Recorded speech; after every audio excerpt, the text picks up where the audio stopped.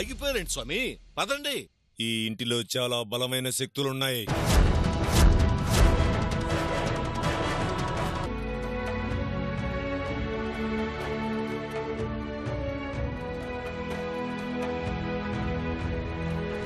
మీ వారు మీతో బాగా కబుర్లు చెప్తుంటారా? నిద్రపోయే వరకు చెప్తూనే ఉంటారు. శభాష్ మావా, నువ్వు మామూలు మనిషివి కాదు. ఇలా వెళ్ళి అలా ఇద్దరు కంకణాలు విప్పదీసి తీసుకొచ్చావు అంటే ఏం చేసావు మావా?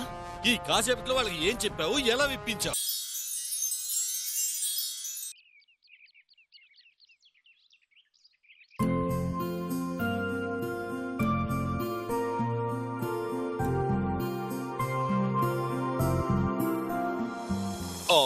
కామాక్షి, ఏం చేస్తున్నావు? కూరగాయలు కోస్తున్నానండి. ఓహో, కూరగాయలకు వస్తున్నావా? నీకోసం ఇల్లంతా వెతికొస్తున్నాను. ఎందుకండి? ఇంతకు ముందే స్వామి శిష్యుడు వచ్చెళ్ళాడు. అవునా? ఒక్క మాట నన్ను పిలవకపోయారా? అనుకున్నాను గాని గురువుగారు వెంటనే రమ్మన్నారంటూ వెళ్ళిపోయాడు. అయ్యో, స్వామీజీ ఏ పని మీద పంపించారో ఏమిటో. ఆయన ఎందుకు పంపిస్తారు కామాక్షి? ఆయన ఆలోచనంతా మన గురించి, మనకేదో మంచి చేయాలనే కదా. అవునండి, ఆ స్వామి దయవల్లే కదా ప్రాణం పోయింది అనుకున్న పసిబిడ్డ ప్రాణం పోసుకున్నా, చనిపోతుందనుకున్న నందిని తిరిగి బ్రతికినా అంతా ఆయన పుణ్యమేగా. అవునవును, అంతా ఆయన పుణ్యమే. ఇంతకీ స్వామీజీ ఆ శిష్యుణ్ణి ఎందుకు పంపించారట? అదే, మన నందినికి సావిత్రికి రక్షణగా రక్షా కంకణాలు ఇచ్చాడు కదా. రోజులు గడిచిపోయాయి కాబట్టి వాటి శక్తి తగ్గిపోతుందంట. అందుకే ఆ కంకణాలు తీసి ఈ కంకణాలు కట్టుకోమని పంపించారంట. ఇదిగో కామాక్షి,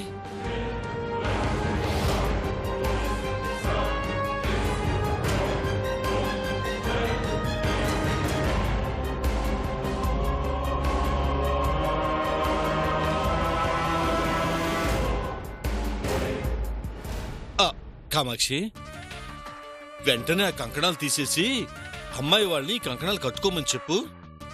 అలాగేనండి. ఆలస్యం చేయొద్దు. అసలే నాగదోషం వల్ల ఈ ఇంట్లో ఏ క్షణం ఎవరికి ఏం జరుగుతుందోనని భయం వేస్తోంది. నాకేదైనా జరిగినా పర్వాలేదు కామాక్షి. మన బిడ్డలాంటి సావిత్రికి కాని నందినికి కాని ఏమీ జరగకూడదు. ఎంత మారిపోయారండి మీరు. రాత్రి పగలు అనే తేడా లేకుండా పిల్లల గురించి ఎంత బాధ్యతగా ఆలోచిస్తున్నారు.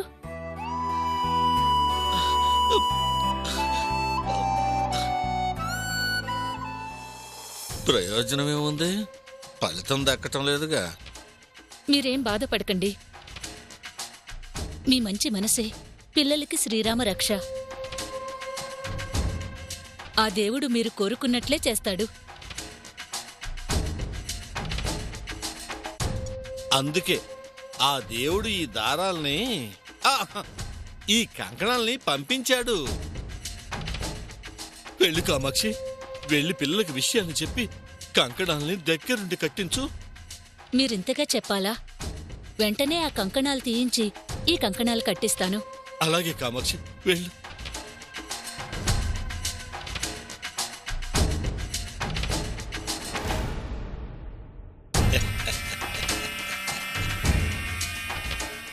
మంచిగా 4 మాటలు చెప్తే విషాన్ని కూడా ప్రసాదంలాగా తీసుకునే నీలాంటి పెళ్ళాలుండగా నాలాంటి వాళ్లకు దిగులేంటే. ఆ కంకణాలు తీసిన మరుక్షణం ఈ ఇంటి నుంచి శవయాత్రలు మొదలవుతాయి.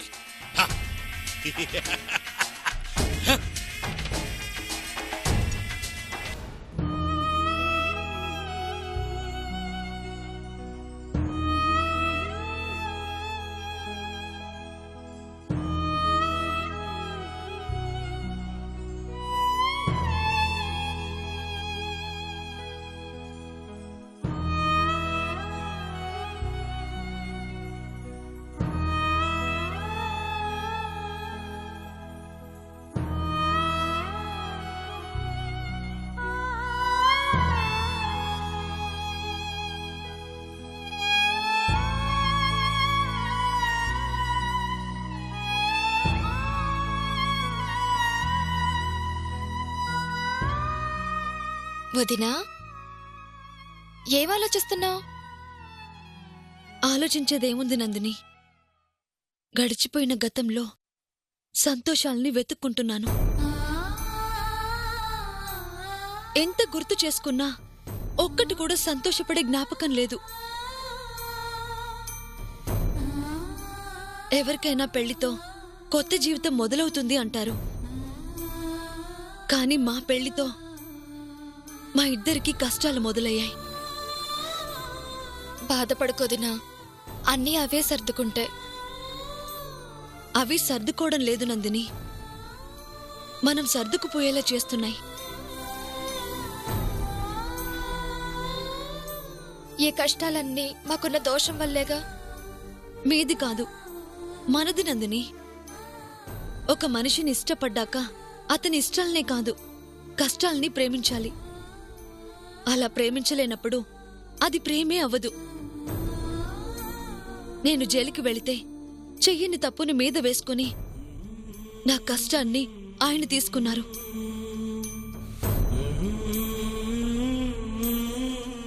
అలాంటి ఆయనకి నాకు మధ్య ఈ దూరం రావటం నా దురదృష్టం.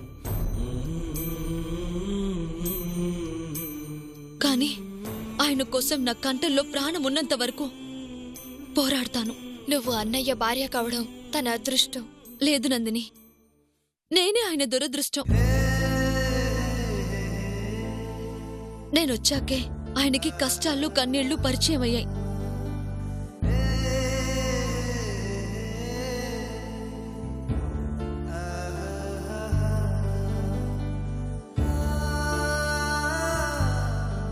అమ్మా సావిత్రి,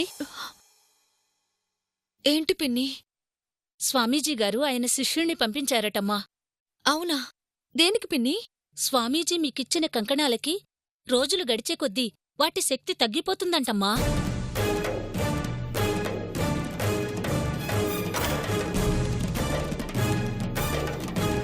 అందుకే ఆ కంకణాల స్థానంలో కొత్తగా ఈ కంకణాలు కట్టుకోమని పంపించారట.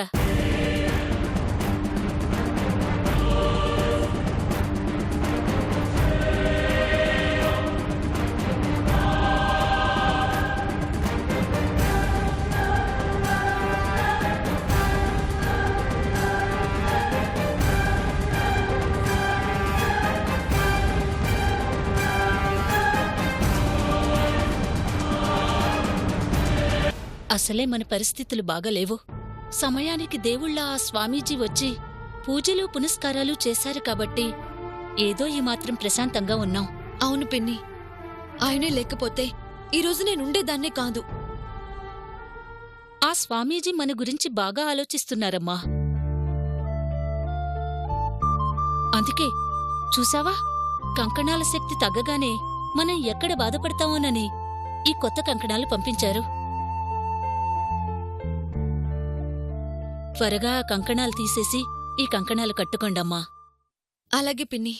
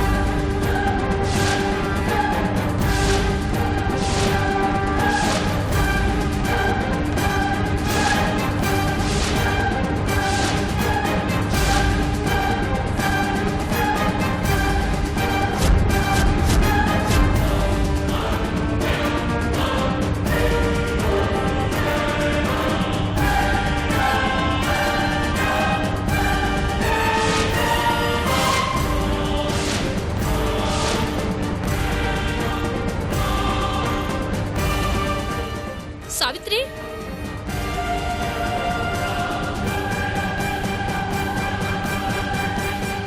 సావిత్రి ఆగండమ్మా. ఏమైంది పిన్ని? ఈరోజు అమావాస్య కదా. శుభమాని దేవుడి కంకణాలు ఈరోజు తీయడం ఎందుకు?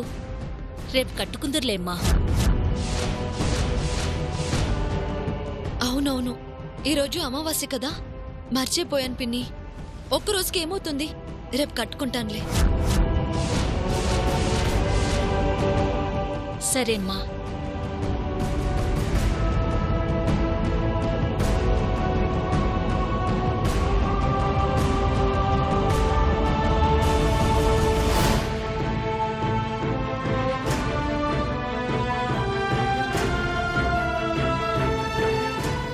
చీటీనమ్మ బతుకు.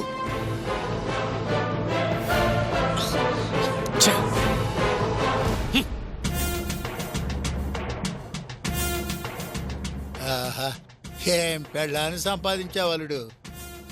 ఉట్టి కోసం తాడు కడితే ఉయ్యాలుగిందని ప్రతిసారి మన ప్లాన్స్ చెడగొట్టడానికి సగం కారణం నీ పెళ్ళామే. నేనేం చేయను మావా. కష్టపడి బిర్యానీ చేసుద్ది, ఫైనల్ గా అంత మట్టి తీసి అందులో వేసుద్ది. ఇలా అయితే ఇక మన వల్ల కాదు అల్లుడు. మన కత్తికి మనడాలే అడ్డం పడుతుంటే ఎంతసేపు యుద్ధం చేసినా గెలిచేదెప్పుడు?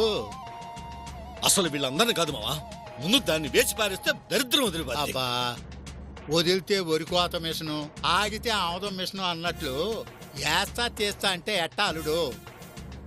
ఏమి చేయొద్దంటే మరి ఏం చేయమంటావో చెప్పు. అసలు తప్పు నాదిలే అల్లుడు. బుద్ధి తక్కువై నువ్వొద్దు, నీ పెళ్ళాం చేత్తో ఇప్పించు అని చెప్పింది నేనే కదా. అలా చెప్పినందుకు నా చెప్పుతో నేనే కుట్టుకోవాలా? ఒక్క నిమిషం నోరు మూసుకునుంటే మన పని అయిపోయి ఉండదు మావా. పావలా అత్తరికి రూపాయి చేసా అని పావలా చెయ్యమంటే నీ పెళ్ళాం రూపాయి చేస్తుంది. అసలు ఆ నోరేం నోరలుడు. పోయినసారి అంతే, చివరి నిమిషంలో ఏదో అంది, ఆ పని నాశనం చేసింది. ఈ రోజు అదే పరిస్థితి. నేను మంచోని అనిపించుకోవడం కోసం దాన్ని ఏమి చేయలేకపోతున్నావా? మనం ఆ మంచితనం ముసుగులో ఉన్నంత వరకే మనం ఏం చెయ్యాలన్నా చేయగలం. ముసుగు తీసామో చిరిగిపోయిన తెర మీద సినిమా చూసినట్టు అయిపోద్ది మన బతుకో. ఇప్పుడు ఆ కంకణాలు కట్టుకునే కార్యక్రమం రేపటికి వాయిదా పడింది. రేపన్నా అవనిచ్చుద్దో నీ పెళ్ళాం మళ్ళీ అడ్డం పడుద్దో? అడ్డం పడినా పడుద్దు మావా. నీ పెళ్ళాం మీద నీకెంత నమ్మకం అల్లుడు? ఇక నీ పెళ్ళాం గురించి వదిలేయి. పొయ్యి ఎలిగించమంటే ఆర్పేసే రకం. ఇక బుద్ధుండగా నీ పెళ్ళానికి పని చెప్పకూడదు. చెప్పాల్సిన విషయం వాళ్ళకి చెప్పేసింది కాబట్టి ఆ కంకణాలు విప్పించి మన కంకణాలు కట్టించే మార్గం మనం చూడాలి. సర్లే మావా, మనం తిప్పలేదో మనమే పడదాం. అంతేలే అల్లుడు, మన పిడతలో పప్పు మనమే తినాలని అలాగే చేద్దాం. కాకపోతే రేపటిదాకా ఆగాలి. మ్మ్.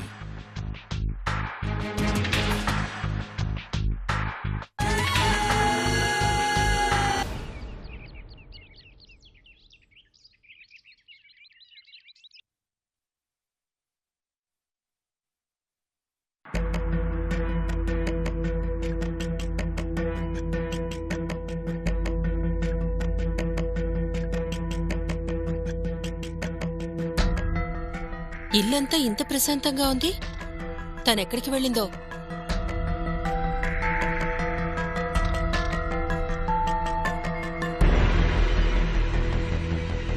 యమని, ఊర్మిళ ఎక్కడ? తన కోసమే నేను చూస్తున్నానండి. సరే, కాసేపు అలా బయటికి తీసుకెళ్తాను, ఒకసారి పిలు.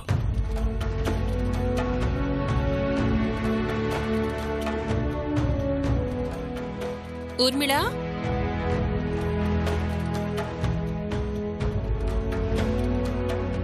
ఊర్మిళ,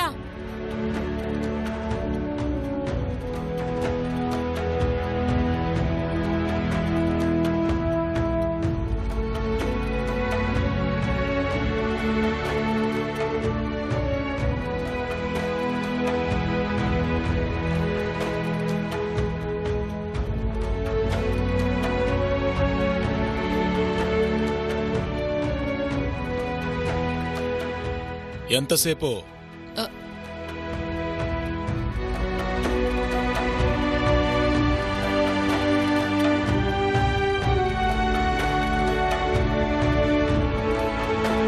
ఊర్మిళ ఎక్కడ కనిపించడం లేదండి. కనిపించపోవడం ఏంటి? ఎక్కడికెళ్ళి ఉంటుంది? నాకేం తెలుసు? ఇంట్లోనే ఉంటుందిగా అనుకున్నాను. ఎంతలోపే ఎక్కడికి వెళ్ళిందో అర్థం కావడం లేదు. అర్థం కాకపోవడం ఏంటి? అయినా ఇలాంటి పరిస్థితుల్లో ఊర్లో ఎందుకు వంటగా వదిలేసావు? ఎక్కడికి వెళ్ళిందో ఏంటో. ఊర్మిళ, అమ్మా ఊర్మిళ,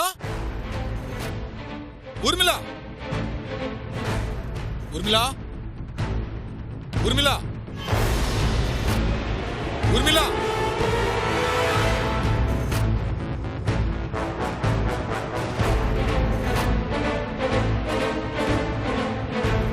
ఊర్మిళ ఎక్కడికి వెళ్ళి ఉంటుంది? ఊర్మిళ ఎక్కడికి వెళ్ళి ఉంటుంది అమ్మని? ఇంకేముంది, సత్యతో షికార్కని బయటికి వెళ్ళి ఉంటుంది.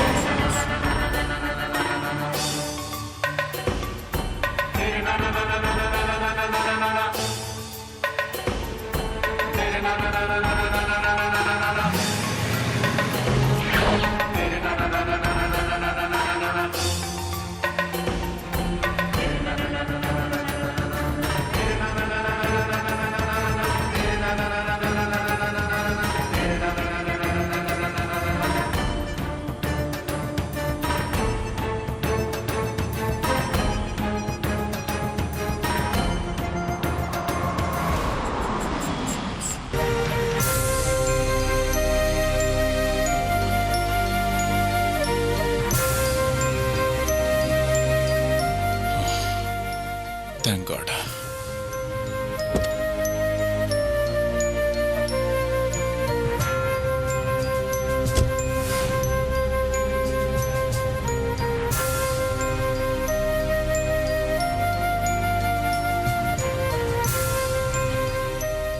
ఊర్మిళ,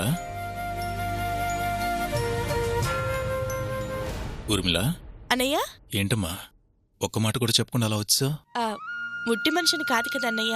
ఇంట్లో ఫ్రూట్స్ లేకపోతే ఫ్రూట్స్ కోసం బయటకొచ్చాము. నువ్వు కనిపించకపోయేసరికి నేను ఎంత కంగారు పడ్డానో తెలుసా? అయినా నీకు ఏదైనా అవసరమైతే నాకు ఒక్క మాట చెప్పొచ్చు కదమ్మా, నేనే వెళ్ళి తీసుకొస్తానుగా. ఏంటన్నయ్య, నాతో సత్య ఉన్నాడు కదా. సత్య నన్ను ఒంటరిగా రానిస్తాడా? సత్య నేను ఒంటరిగా వచ్చానని అన్నయ్య భయపడుతున్నాడంట. ప్రెగ్నెంట్ గా ఉన్నావు, ఫ్రూట్స్ తినాలి, రా వెళ్ళి తెచ్చుకుందామని సత్య నన్ను తీసుకొచ్చాడన్నయ్య. అవునా? సరేనమ్మా, ఫ్రూట్స్ కొన్నావుగా, వెళ్దాం పద. నువ్వు వెళ్ళన్నయ్య, నేను సత్య వచ్చేస్తాంలే. ఇంటి దగ్గర మీ వదిన కూడా కంగారు పడుతూ ఉంటుంది. వెళ్దాం పదమ్మా. నువ్వు పదన్నయ్యా, నేను సత్య సరదాగా అలా తిరిగేసొస్తాం.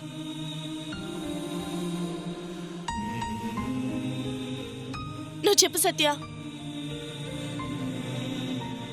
తనేదో సరదాగా తిరగాలని ఆశపడుతోందిగా, మీరు వెళ్ళండి, మేము వస్తాం. మీ బావగారు కూడా చెప్తున్నారుగా, నువ్వు వెళ్ళు, మేము వచ్చేస్తాం. అది కదమ్మా, నువ్వు అసలే ఒట్టు మనిషి కూడా కాదు. ఇలా చలిగాల్లో తిరగకూడదు. వెళ్దాం పదమ్మా.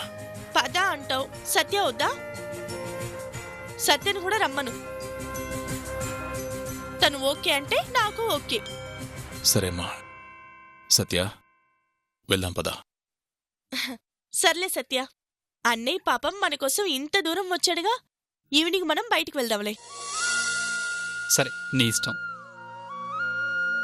పదన్నయ్య, సత్య కూడా ఒప్పుకున్నాడు. రామ్మా. సత్యారా.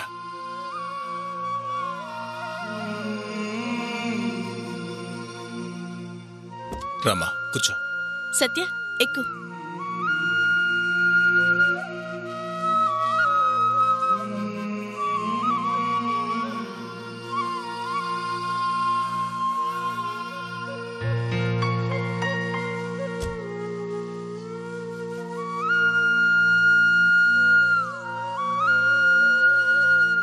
దారాలు కట్టుకోమని చెప్పడానికి ఇప్పుడు ఆ స్వామీజీని ఎక్కడి నుంచి తీసుకొస్తాం? ఎందుకు తెస్తాం అల్లుడు?